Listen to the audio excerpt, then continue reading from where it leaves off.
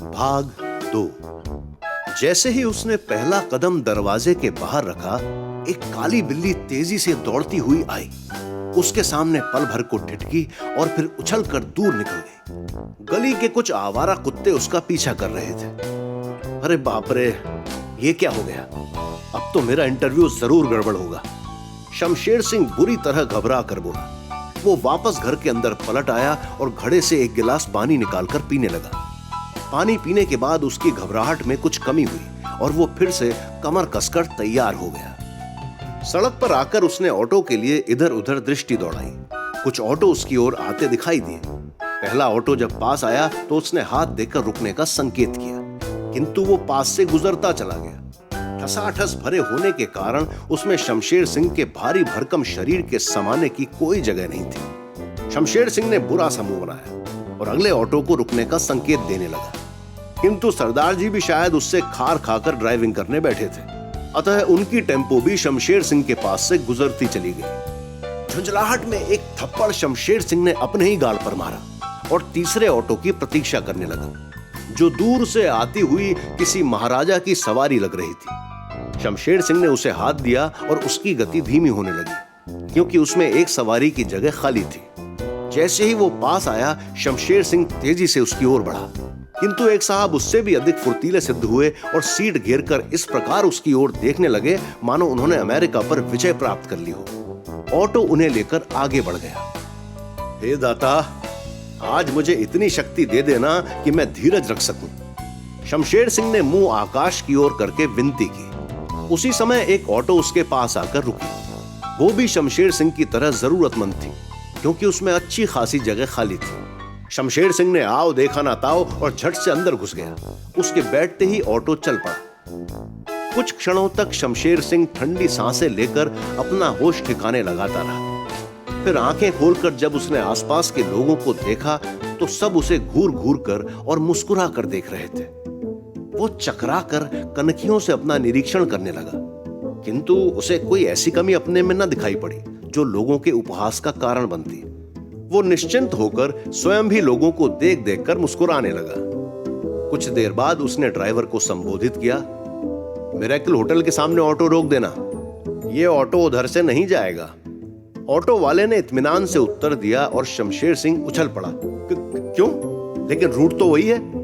हाँ, रूट तो वही है, लेकिन आज उधर देश बचाओ पार्टी की रैली होने के कारण रास्ता बंद है, इसलिए ऑटो थोड़ा घूम कर जाएगा।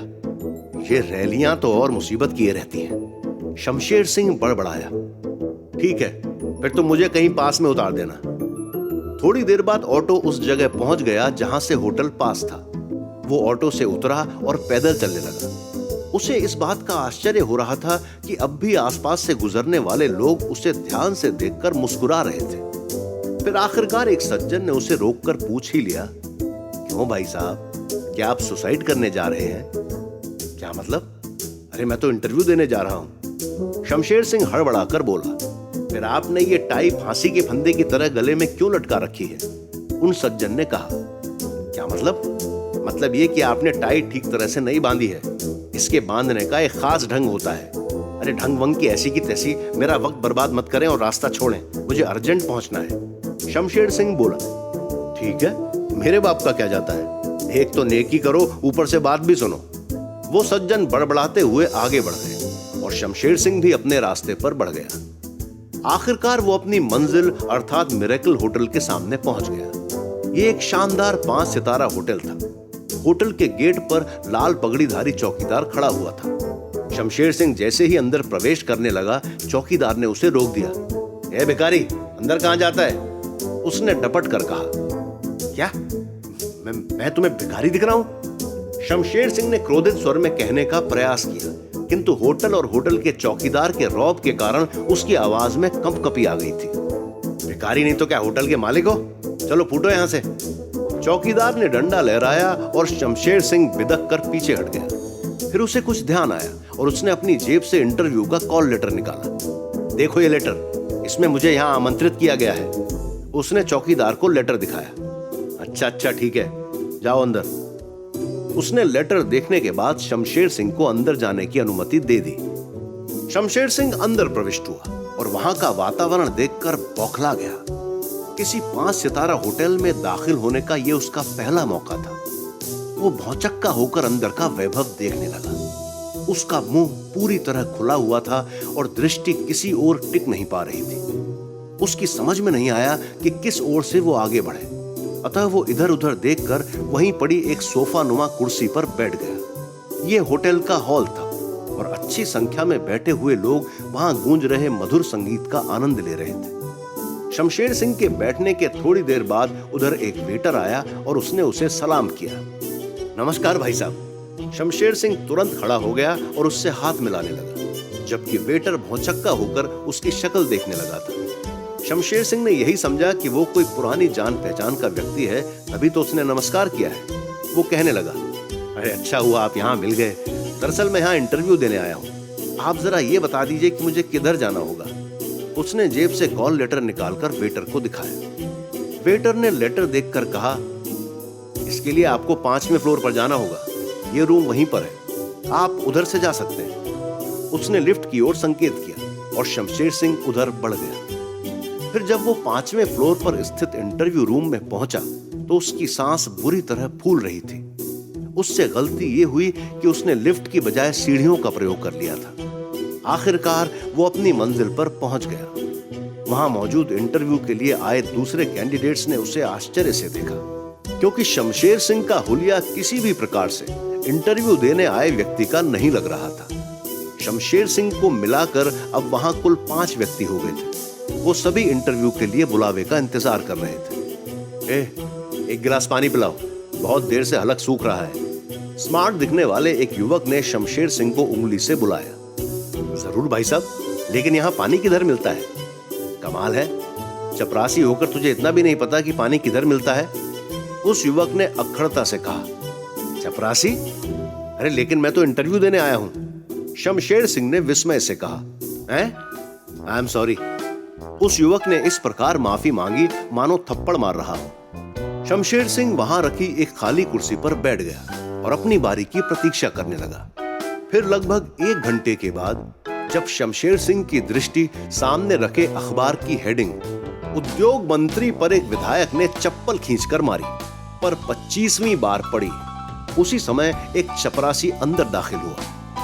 शमशेर सिंह कौन साहब हैं?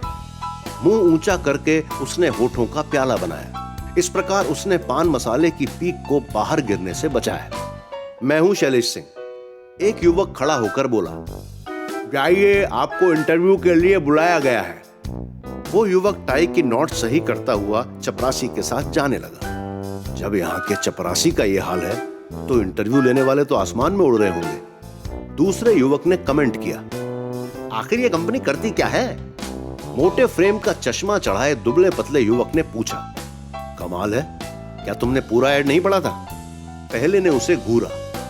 पता नहीं, मैं तो जहां भी अखबार में वैकेंसी देखता हूं फट से अप्लाई कर देता हूं। अब मुझे ये कहां याद रहेगा कि कौन सी कंपनी ने कॉल लेटर भेजा है। मुझे पहले ही लग रहा था कि तुमने अच्छी तरह ऐड नहीं पढ़ा है, क्योंकि इस कंपनी को तगड़े और एडवेंचर के शौकीन लोगों की जरूरत है। और मेरा विचार है कि तुम शायद कॉलेज जाने के अलावा घर से बाहर ही नहीं निकले हो।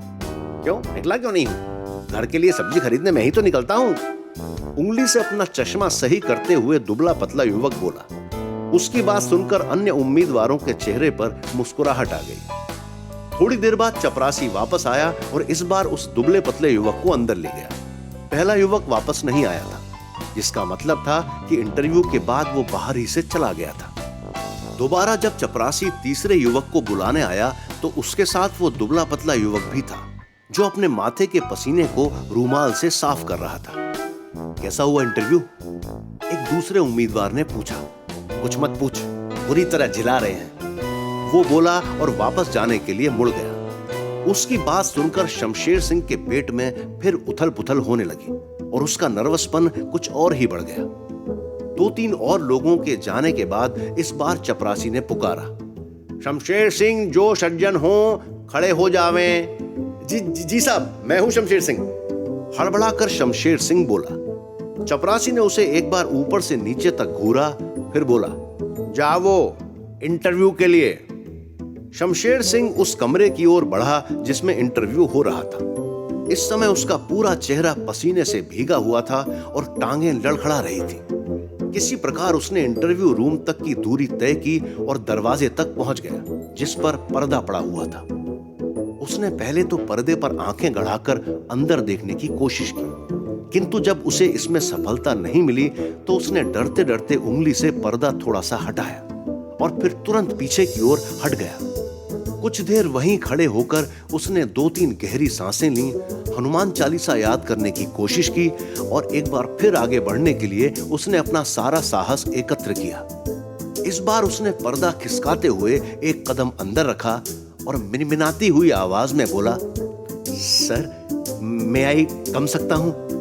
फिर उसने ये ध्यान नहीं दिया कि किसी ने उसे अंदर आने की आज्ञा दी या नहीं, और वो लड़खड़ाते कदमों से आगे बढ़ाया। इस समय वो पूरी तरह बौखलाया हुआ था और जब उसे खाली कुर्सी दिखाई पड़ी तो वो तुरंत उस पर बैठ गया। जब उसके सामने अंदर का दृश्य कुछ साफ हुआ तो उसने आश्चर्य से सामने देखा, जहां बजाय इंटरव्यू कमेटी के केवल एक मेज पर घोड़े की मूर्ति रखी थी। आगे क्या हुआ जानने के लिए सुने कहानी का अगला भाग सिर्फ प्रतिलिपि FM पर। इस कहानी को पूरा सुनने के लिए डाउनलोड करें प्रतिलिपि FM ऐप और ऐसी दिलचस्प कहानियों से जुड़ने के लिए इस पेज को लाइक, सब्सक्राइब और शेयर करना ना भूलें।